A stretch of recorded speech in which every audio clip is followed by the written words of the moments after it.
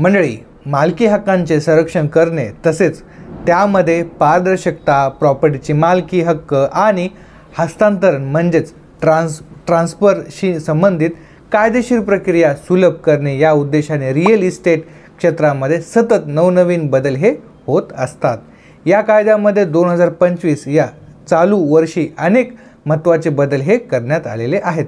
जर तुम्ही प्रॉपर्टी खरेदीदार, विक्रेता किंवा गुंतवणूकदार असाल तर माहितीपूर्ण निर्णय घेण्यासाठी आणि कायदेशीर अडचणी टाळण्यासाठी प्रॉपर्टीच्या कायद्यामधील झालेल्या नवनवीन घडामोडीबद्दल अपडेट राहणे हे आवश्यक आणि तितकेच महत्त्वाचे आहे। तर मंडळी, आजच्या या व्हिडिओमध्ये जाणून घेणार आहोत प्रॉपर्टी कायद्यामध्ये झालेल्या नवनवीन बदलाबद्दल माहिती। नमस्कार मंडळी, मी निलेश पुंड, तुम्ही पाहत आहात अरुणा फाउंडेशन यूट्यूब चॅनल। चला तर व्हिडिओ सुरू करूया।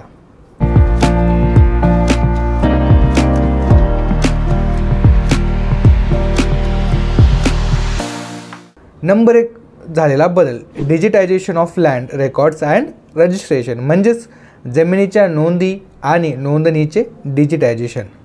मंडळी, 2025 मध्ये सुरू करण्यात आलेल्या सर्वात महत्त्वाच्या सुधारणांपैकी एक म्हणजे जमिनीच्या नोंदीचे अधिक डिजिटायझेशन। मंडळी, सरकारने 2025 पासून सर्व प्रॉपर्टीची नोंदणी म्हणजेच रजिस्ट्रेशन हे इंटिग्रेटेड ऑनलाईन पोर्टलद्वारे पूर्ण करणे हे बंधनकारक केलेले आहे, ज्यामुळे नोंदणीची प्रक्रिया अधिक सुलभ, पारदर्शक आणि कार्यक्षम होण्यास मदत होणार आहे। मंडळी, नवीन प्रणाली वापर करताना सरकारी कार्यालयामध्ये न जाता जमिनीच्या मालकीच्या कागदपत्राची पडताळणी करणे आणि त्या संबंधित माहिती व्हेरीफाय करून नोंदणी करणे अशी प्रक्रिया ऑनलाईन ई पोर्टलच्या मार्फत सुरू करण्यात आली आहे।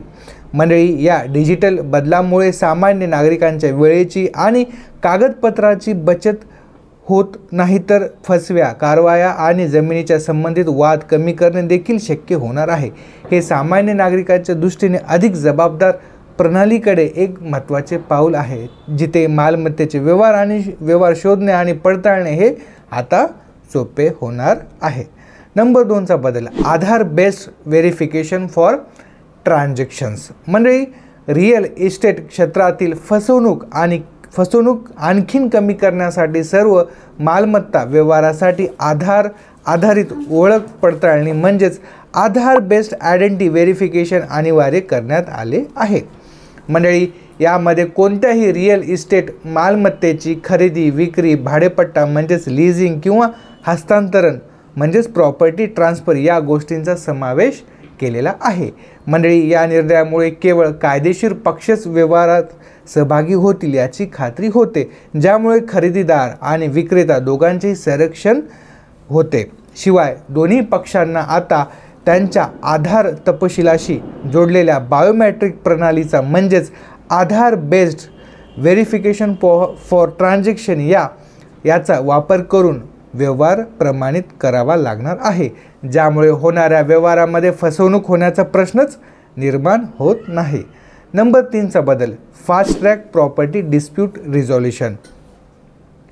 मंडळी, भारतामध्ये मालमत्ता म्हणजेच प्रॉपर्टी संबंधित विविध वादांचे निकाल हे कोर्टामध्ये वर्षानुवर्ष प्रलंबित असतात, हे आपल्या सर्वांना माहीत आहे। यावर उपाय म्हणून सरकारने 2025 पासून मालमत्ता विवादांसाठी म्हणजेच प्रॉपर्टी डिस्प्यूटचे निकाल जलद गतीने सोडवण्यासाठी स्पेशल फास्ट ट्रॅक कोर्ट ही सुरू करण्यात आलेले आहेत। या कोर्टामध्ये सीमाविवाद, मालकी पडताळणीचे मुद्दे म्हणजेच टायटल व्हेरिफिकेशन इश्यू आणि मालमत्ता कायदेशीर कब्जा यासारख्या प्रकरणांना जलद गतीने सोडवण्यासाठी फास्ट ट्रॅक कोर्ट ही डिझाईन केलेले आहेत। मंडळी, यामध्ये 6 ते 12 महिन्यात मालमत्तेचे खटले हे सोडवण्याचे उद्दिष्ट घेतले जाणार आहे। यामध्ये गुंतलेल्या सामान्य नागरिकांना दिलासा मिळणार आहे। ही प्रक्रिया सोपी करण्यात आली आहे आणि मालमत्तेशी संबंधित किरकोळ तक्रारी देखील आता दीर्घकाळ खटल्यातून सोडवता येणार आहेत। मंडळी, नंबर 4 चा बदल बघूया, new guidelines for agricultural land conversation. मंडळी, शेतीच्या जमिनीचे निवासी किंवा व्यावसायिक वापरासाठी रूपांतरण हा नेहमीच एक वादग्रस्त मुद्दा राहिला आहे।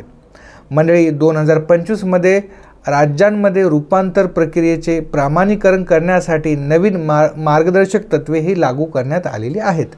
मंडळी जमीन मालकांना आता ऑनलाईन प्रणालीद्वारे पूर्व मंजुरी घेणे आवश्यक असणार आहे आणि त्यांना कठोर पर्यावरणीय आणि झोनिंग नियमाचे पालन करावे लागणार आहे। हे नियम अनियंत्रित शहरी विस्तार रोखण्यासाठी आणि जमिनीचा वापर शाश्वत विकास उद्दिष्टांशी सुसंगत आहे याची खात्री करण्यासाठी केले जाणार आहेत।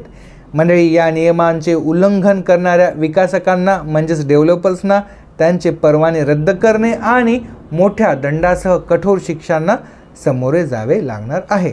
नंबर 5चा बदल, revise tax benefits on property transaction. मंडळी गृहकर्ज आणि रिअल इस्टेट गुंतवणुकीला प्रोत्साहन देण्यासाठी सरकारने मालमत्ता कायद्याअंतर्गत अनेक टॅक्स स्लॅब आणि त्यावर सूट आधारित केलेल्या आहेत। पहिल्यांदाच जर घर खरेदी करणाऱ्या नागरिकांसाठी आता गृहकर्जावरती दिलेल्या व्याजावर वाढीव वजावटीसाठी म्हणजेच increase deduction on interest paid of home लोन्समध्ये पात्र असणार आहेत आणि दीर्घकालीन गुंतवणूकदार म्हणजेच लॉंग टर्म्स इन्व्हेस्टर यांच्यासाठी भांडवली नफा कर म्हणजेच कॅपिटल गेन्स टॅक्स स्ट्रक्चरची अधिक अनुकूलन करण्यासाठी समायोजित करण्यात आलेली आहे। मंडळी या कर सुधारणामुळे मालमत्तेमध्ये गुंतवणूक करणे आणि आर्थिकदृष्ट्या अधिक आकर्षक बनते आणि त्याचबरोबर परवडणाऱ्या गृहनिर्माण क्षेत्रालाही आधार मिळतो। मंडळी या बदलांमुळे टॅक्स फायलिंग प्रक्रिया सुलभ होतातच आणि सवलतीचा दावा करण्यातील अस्पष्टता कमी होते, जी भूतकाळात अनेकांसाठी एक मोठी चिंता होती।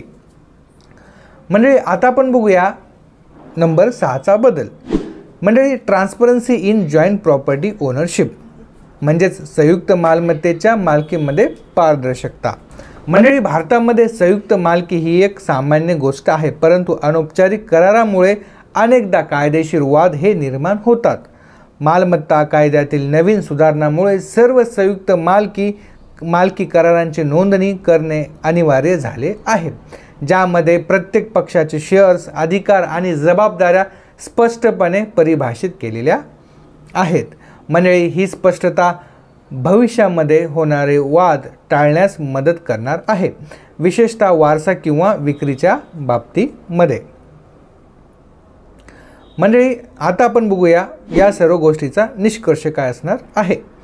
मंडळी 2025 झालेल्या या बदलांमुळे भारतामधील रिअल इस्टेट क्षेत्रामध्ये कायदेशीररित्या परिवर्तन दिसणार आहे, ज्यामध्ये सामान्य नागरिकांना या नवीन बदलांमुळे मालमत्तेच्या व्यवहारामध्ये पारदर्शकता, सुरक्षितता आणि डिजिटायझेशन या सर्व बदलांमुळे नागरिकांना मालमत्तेच्या व्यवहारामध्ये होणाऱ्या संघर्षामध्ये निश्चित दिलासा मिळणार आहे।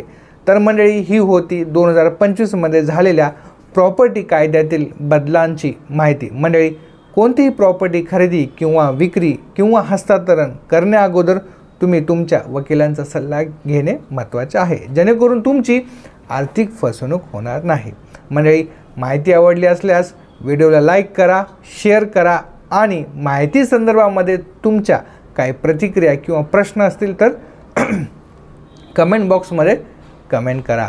आणि हो, आपल्या अरुणा फाउंडेशन यूट्यूब चॅनलला जास्तीत जास्त सबस्क्राईब करायला विसरू नका। पुन्हा भेटूया, धन्यवाद।